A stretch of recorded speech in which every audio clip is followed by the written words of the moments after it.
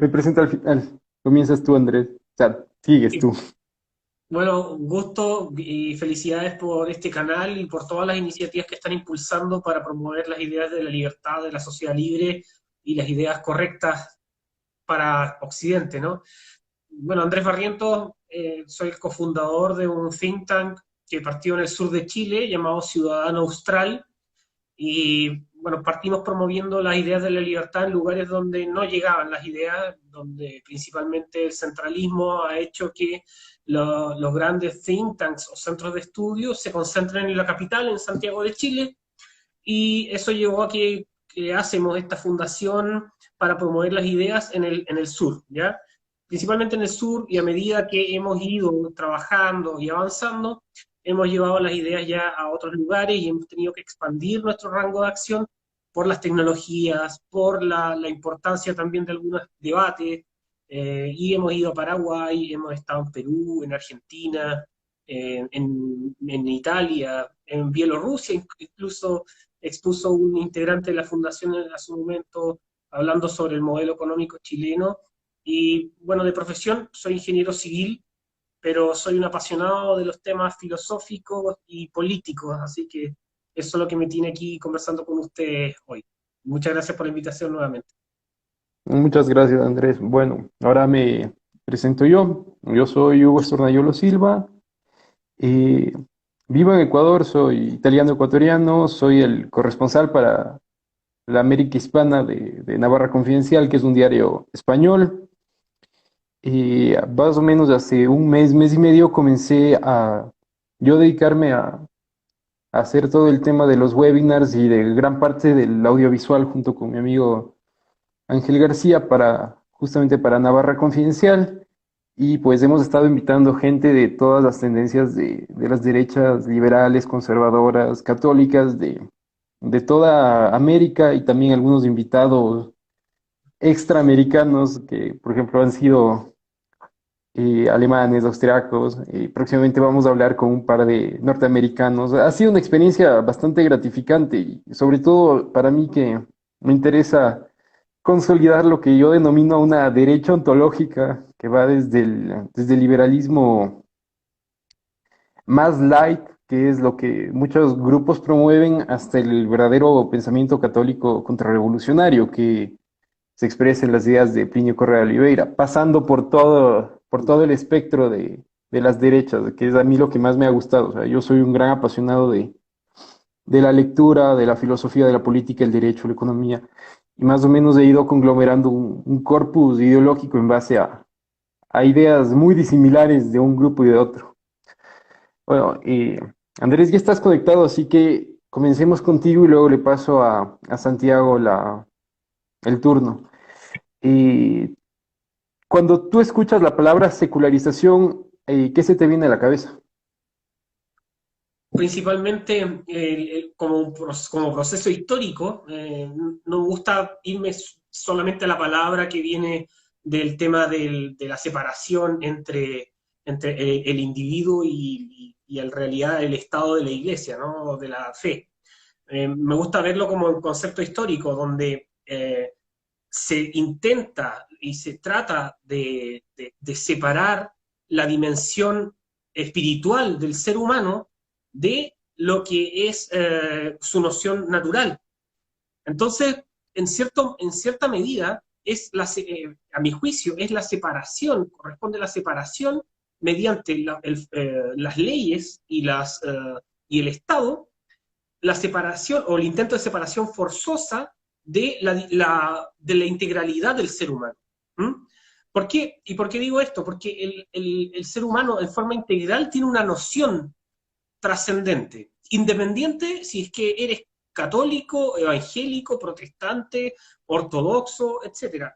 Pero esa noción trascendente del ser humano, no estoy hablando de ateos militantes, pero la noción trascendente del ser humano que está inserta en nuestra naturaleza, se da en todo momento y a todo nivel. Entonces, esta especie de la secularización como proceso, lo que viene a hacer es instalar un nuevo orden que intenta desmembrar la integralidad del ser humano para promover por supuesto, esta separación mediante leyes y mediante coerción del ser humano para poder, y para fines políticos en los cuales tengas que circunscribir solamente esa parte integral de ti como ser humano a tu dormitorio, a tu instancia de soledad, y no poder manifestarlo ni llevarlo a cabo de forma libre junto a tu familia, junto a las personas que sea en el ámbito público. Santiago, y justamente la pregunta que te voy a poner a ti, Andrés, va por ahí. O sea, conociendo el caso de Chile con todas las protestas, con todas las quemas de iglesias que se vieron a inicios de año, bueno, ya ha iniciado todo el tema del coronavirus también un poco. ¿Cómo ves tú el tema de la secularización y el laicismo en Chile? Mira, la pregunta es muy compleja. Yo soy bastante crítico al proceso que ha ocurrido en Chile, bien entenderás, pero los últimos estudios que se han hecho sobre, por ejemplo, la fe católica, ha llevado a que en 20 años se ha disminuido de un 73% a un 55% el número de católicos que se declara católico en nuestro país. Eso no es menor, casi un 20% de menos personas que se identifican con la religión católica.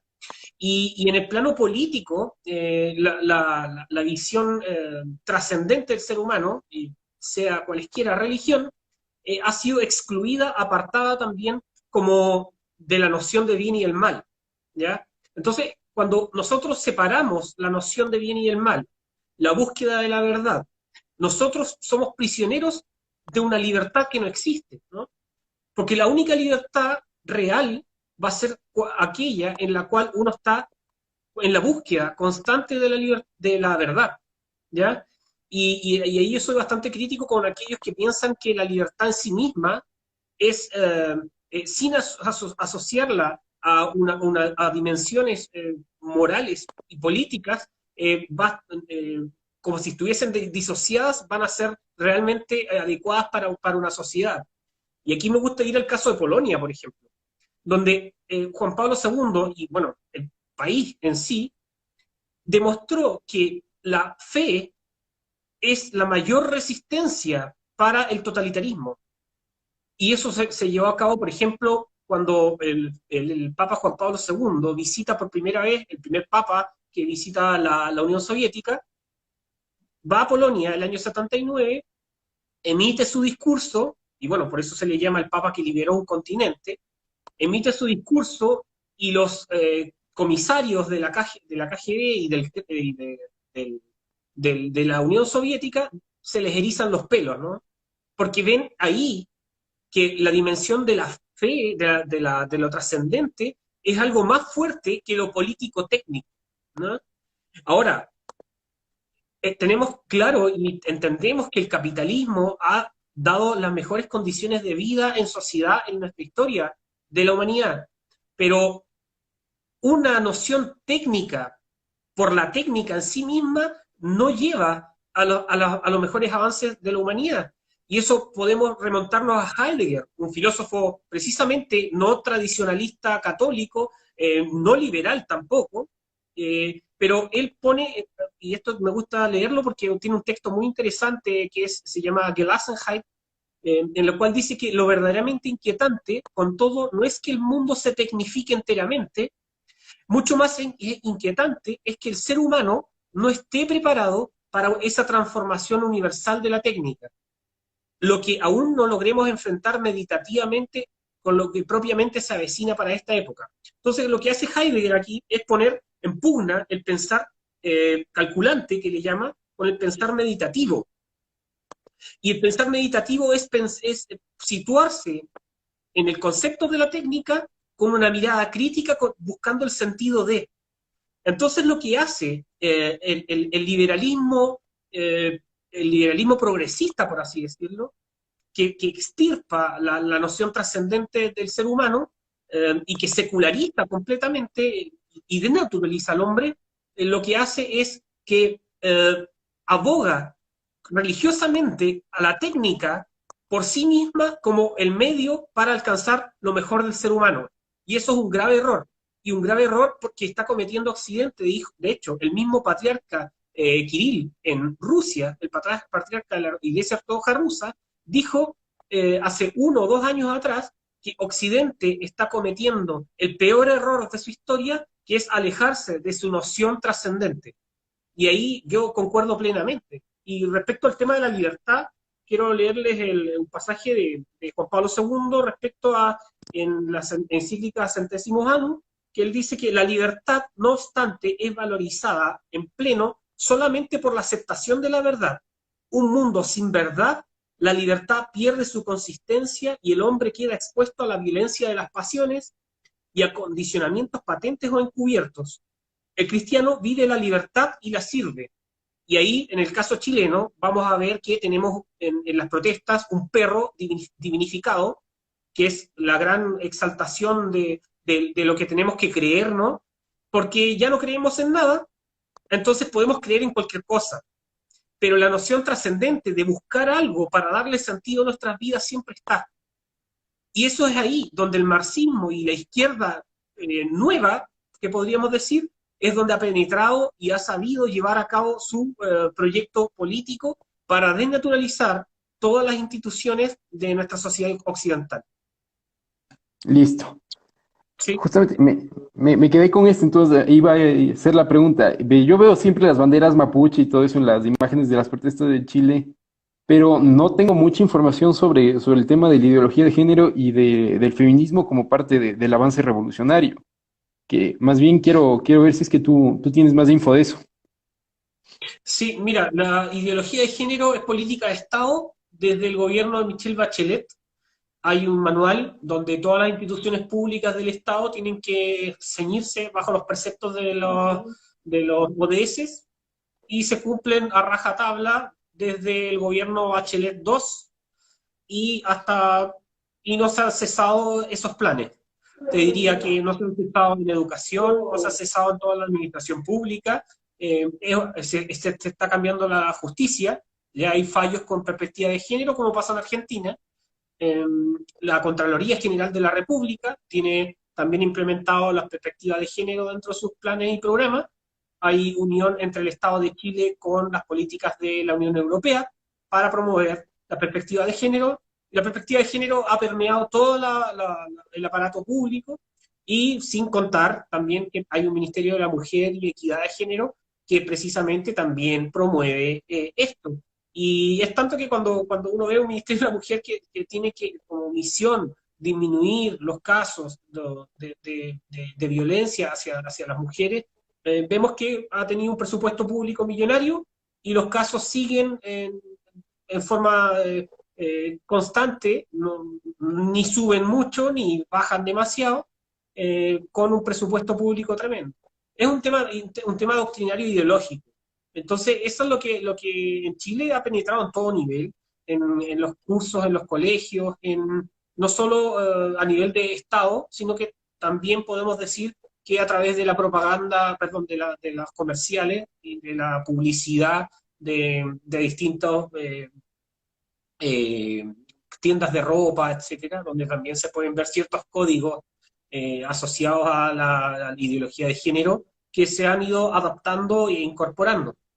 Ahora recordemos las protestas que hubo en Chile de la insurrección de octubre, que partió el 18 de octubre con las manifestaciones más violentas, vimos de todo tipo de performances más crudas y duras respecto a violación de mobiliario público, de estatuas, de destrucción, rayados múltiples para vulnerar la propiedad, en la cual también hay monumentos religiosos, intervención de iglesias, quemas de iglesias, rayados a iglesias, la única iglesia que ilumina la que arde, y todos esos eslogans que conocemos muy bien fueron una tónica. De hecho, vimos manifestaciones contrasexuales también y sexuales afuera del frontis de la Pontificia Universidad Católica de Chile.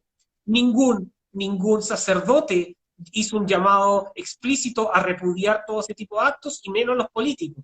Entonces tú ves que ha avanzado de tal manera la ideología de género que ha subvertido el orden moral y social que al fin y al cabo es lo que sostiene también la convivencia pacífica en una sociedad. Y esto hace que Chile hoy esté en una espiral sin retorno de su proceso convivencial. Tenemos un plebiscito que fue instalado por la violencia y la insurrección, un plebiscito que va a ser constitucional para ver si es que vamos a tener un proceso para una nueva constitución mediante constituyente, es decir, una asamblea constituyente, estamos votando a... Entonces tú verás que el feminismo se ingresó de tal manera como modelo de lucha revolucionaria, con todas las perspectivas de género, etcétera, y se ha instalado como la vía alternativa para poder subvertir el orden institucional en nuestro país. Y sí, bueno, aquí en el Ecuador, al menos en España es más fuerte y justamente eso nos podrá decir, no es justamente mi compañero Ángel García. Al menos en el Ecuador todavía no está a ese nivel. Yo más bien lo que me he fijado es que en el Ecuador lo que ha operado es una suerte de terrorismo jurídico.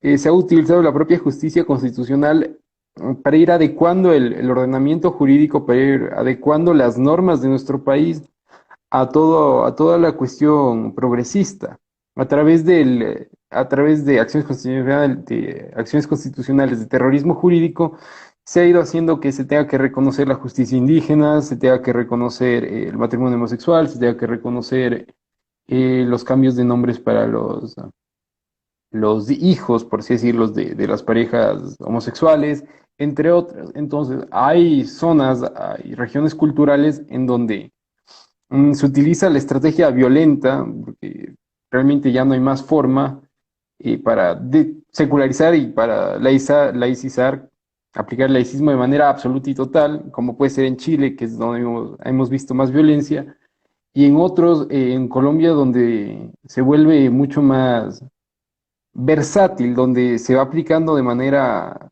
tranquila, sencilla. En el Ecuador yo creo que es una cuestión mixta, porque hemos tenido protestas violentas, especialmente por parte del indigenismo, pero también hemos tenido avance jurídico, avance institucional del progresismo a través de nuestras propias formas políticas y jurídicas.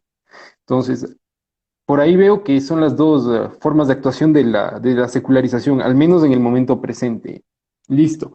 Yo sí me quedé con la pregunta en la cabeza, así que te la repito a ti, a pesar de que ya no la tenemos en este momento. Si es que justamente la independencia, la separación de América del Imperio Español es la causa de todo el orden fallido y de las repúblicas decadentes en las que vivimos.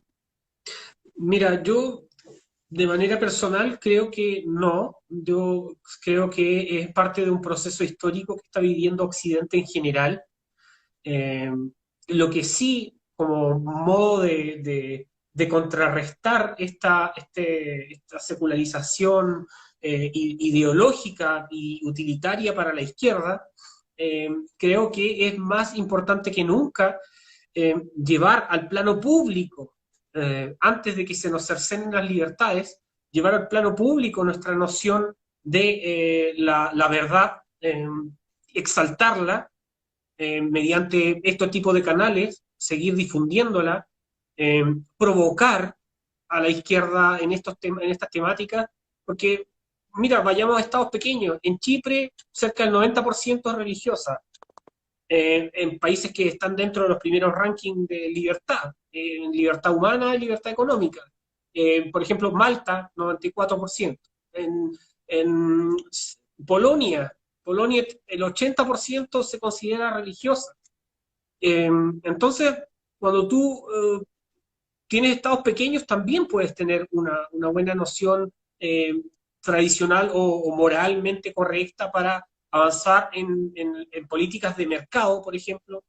En el caso de Estados Unidos, el éxito de Estados Unidos, si bien no es un país católico, el éxito de Estados Unidos en tanto a su noción moral ha sido porque se inyectó mediante la constitución, se inyectó que la competencia religiosa. Entonces, la competencia religiosa ha sido de tal manera que hay gran filantropía para distintos tipos de iglesias protestantistas allá, y eso hace que claramente esté número uno o número dos en la agenda de Donald Trump, el que la libertad religiosa sea algo defendido a rajatabla, con pandemia o sin pandemia, ¿me entienden?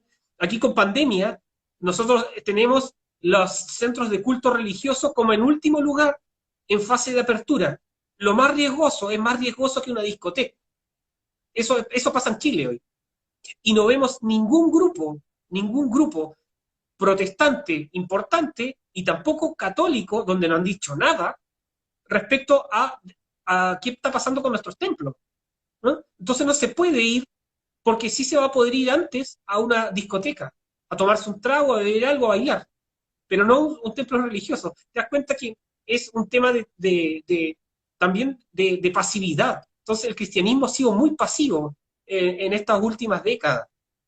Y yo creo que la reacción y la mayor reacción se está dando por parte de los jóvenes que están viendo que todo se está desmoronando, de que el relativismo moral ya se está haciendo una política de Estado, y ahí es momento de que nosotros denunciemos en cada momento que podamos que estas cosas dejen de pasar, porque aparte tenemos poderes importantes, como en palabras de Althusser, aparatos ideológicos del Estado, que en este caso, por ejemplo, la prensa, siempre va a exaltar cualquier visión secular, ¿no? Todo lo demás es secundario, terciario, o no importa, no existe. Es parte de los retrógrados. Pero yo creo que eso es algo muy importante porque necesitamos dotar esta conjunción entre la defensa de la libertad humana, como puede ser la libertad económica, pero también la libertad de poder expresar esta noción trascendente de cada uno, independiente de los credos inclusive, pero sí mostrarlo, porque, y esto es una opinión que he dado personalmente respecto al conflicto chileno, es un capucha de estos que andan destruyendo, tirando molotov, que andan destruyendo, subvirtiendo el orden en Chile, le teme más a una cruz que a una luma de una fuerza policial. Y eso te lo doy por seguro, te lo doy por seguro, porque vieras tú cómo celebran cuando destruyen un monumento religioso, más que inclusive que golpear a un carabinero o destruir algún mobiliario público X. Es ahí donde ellos han visto que tienen que subvertir para poder cambiar el orden social institucional e instalar el socialismo. Así que ese es el comentario que quería dejar ya para ir finalizando. Ya, yo sobre esta pregunta soy un poco ambiguo porque entiendo tanto el punto tuyo como el de Santiago. Yo en un principio era muy monárquico y yo alababa toda la idea de regresar al Imperio Español. Pero luego estudiando más del asunto, tanto de mi propio país como el caso argentino, el caso chileno, me di cuenta de que sí se puede instaurar un orden moral dentro de las repúblicas independientes, no necesariamente católico, aunque de preferencia católico. En el Ecuador tuvimos la suerte de tener un presidente católico que fue uno de los mayores desarrolladores económicos del país, que fue Gabriel García Moreno, presidente al que se le acusa que se le acusó en su tiempo y actualmente de retrógrado, ultraconservador, curuchupa, en fin, se le da muchos atributos, muchos nombres, pero fue uno de los mayores desarrolladores económicos del país y tuvo un periodo de mucha prosperidad y de mucho orden. En el caso chileno, si no me equivoco, el mejor ejemplo es con la presidencia de Portales, con la constitución de Diego Portales, ¿cierto? Bueno, el proceso en Chile ha sido paulatino en el tiempo. Ha habido presidentes que han exaltado a la religiosidad, otros no. Pero yo te diría que los prácticamente últimos 40 años, 50 años, Chile, la concepción cristiana en la vida pública ha ido en decadencia por esta laicidad, ¿no? Ya, la pregunta, voy a ver si es que puedo volver a ponerla. Aquí estaba. ¿Es el momento que Hispanoamérica devuelve a España a su lugar? La respuesta de Santiago fue justamente sobre la leyenda negra. Tú tal vez podrías darnos una perspectiva distinta. Sí, mira, yo más allá de eso, como te dije anteriormente, es que no me gusta tratar de reconfigurar un orden establecido en algún momento de la historia nuevamente. En la historia de la humanidad nunca ha ocurrido y no creo que esta sea el lapsus donde se vuelvan o se reconfiguren las fuerzas como fue en el pasado. Lo que sí considero que es importante y lo tocó se tocó anteriormente, fue que la batalla cultural no precisamente es solo técnico o político relacionado con la economía, que es muy importante, por supuesto. Tenemos que ponerle camisa de fuerza al Estado en su avance progresivo del camino de servidumbre que nos está llevando al aumento de la deuda, al aumento del gasto fiscal, al aumento de los impuestos, al aumento de la expoliación de las personas y dejar al Estado con la función mínima que corresponde, ¿no? De mantener los espacios de convivencia social, pero no interviniendo en todas las esferas de la vida humana. Y ahí es importante, y me gusta en lectura de un marxista, Althusser, es que esta reacción tiene que configurarse a todo nivel, tanto en lo político, tanto en lo sindical, en los medios de producción informativa, la prensa, la radio, la televisión, canales alternativos, youtubers, canales en Instagram, etcétera, a través de la cultura, las artes, las bellas artes, la música, los deportes. Entonces, todas estas dimensiones, lo religioso, tienen que ser exaltadas de mayor forma. Las escuelas, tratar de buscar todos los mecanismos para poder separar la noción ideológica, doctrinaria, anticlerical, noción trascendental del ser humano, dejar eso marcado, ponerle las camisas de fuerza al Estado y a los profesores que tienden a deshumanizar a los niños para hacer potables máquinas de guerra posteriormente. Máquinas de guerra, cuando me refiero a máquinas de guerra, me refiero al concepto Guattari con Deleuze, que hablan de las personas al ser alienadas por el capitalismo, según ellos lo dicen, al ser alienadas se pueden convertir a través de la expresión del deseo a todo nivel. Por ejemplo, si tú eres una persona que eres indígena, a través de tu opresión que te produce el aparato represivo y del Estado, además sumado a que el Estado te excluye dentro de la convivencia y te tiene que dar una noción identitaria para darte una supremacía por los demás, a modo de compensación, esa producción del deseo, dicen que tiene que ser llevada a cabo para construir estas máquinas de guerra. Y ahí se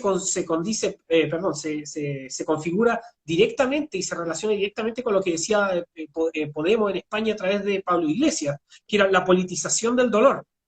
Eso es una expresión guattariana a todo nivel, es la producción del deseo llevada a cabo a la acción política. Entonces, el mayor dolor que puedas tener tú pueda ser llevado al campo de la acción política. A todo eso, a toda esa multiplicidad de cosas, tenemos que tener una reacción absoluta. Primero, de la noción trascendente del ser humano. Segundo, de que todas las personas somos creados iguales ante la ley y, bueno, ante el creador para los que son cristianos. Y eso tenemos que expresarlo no solo en todos nuestros canales y de la esfera personal, sino que también en la esfera pública, porque es muy importante poner las barreras de entrada a la deconstrucción, que es lo que está haciendo es minar todas las bases de la convivencia pacífica y social en nuestros pueblos.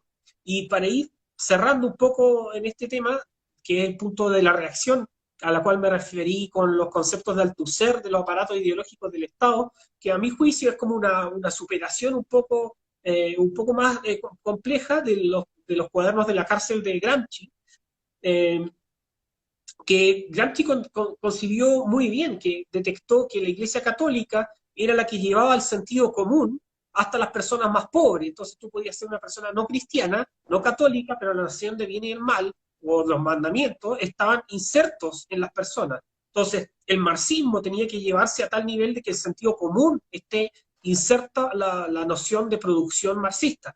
Bueno, más adelante ya, y esto puede ser para otro webinar, que hablemos de la deconstrucción, que hablemos de los posmodernos como Marcuse, que hablemos Guattari Deleuze, que he estado estudiando De bastante Derrida. últimamente, Derrida, el Derrida, padre la deconstruyó.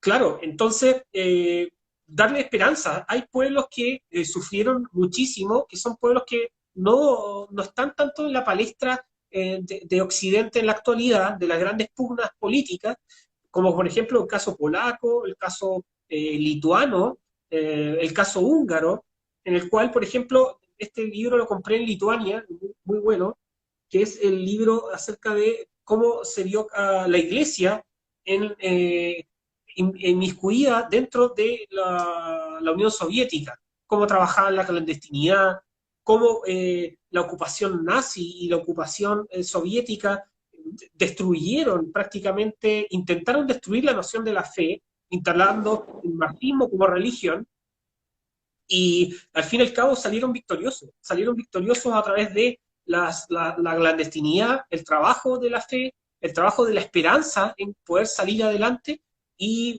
fue positivo para la humanidad. Yo creo que en estos tiempos huracanados que estamos viviendo, que en toda la historia de la humanidad lo hemos vivido, tenemos grandes desafíos y tenemos grandes oportunidades también dentro de las plataformas independientes, en las cuales vamos a poder seguir dando esta pelea. Así que para cerrar, contarles que vamos a sacar próximamente este libro que se llama Nueva Derecha, y precisamente acá vamos a hacer un barrido de la noción de la derecha y cómo una nueva derecha, en una concepción reaccionaria también, es necesario para combatir al progresismo totalizante. Listo. A mí me quedaron algunas cosas de lo que dijiste. Voy a ver si es que te le paso, o sea, justamente voy a hacer un comentario así, hacemos la despedida y ya. Varias cosas de lo que dijiste que me llamaron mucho la atención. Justamente cómo se insiste con el tema de la deconstrucción, que es de lo que habla Jacques Derrida, que termina siendo el fundamento no solamente filosófico, sino metafísico, de la destrucción del espíritu humano para que se pueda implantar lo que Byung-Chul Chan luego menciona como la biopolítica. No, ni siquiera la tecnopolítica. Es justamente estamos en el punto tan fuerte de inmersión del Estado totalitario que no nos damos cuenta de que existe y que nos controla directamente desde nuestra tecnología portátil. Eso por un lado. Hay ahora también algunos autores que a mí al menos me han ayudado justamente a consolidar esta visión múltiple entre liberal, conservador y católico.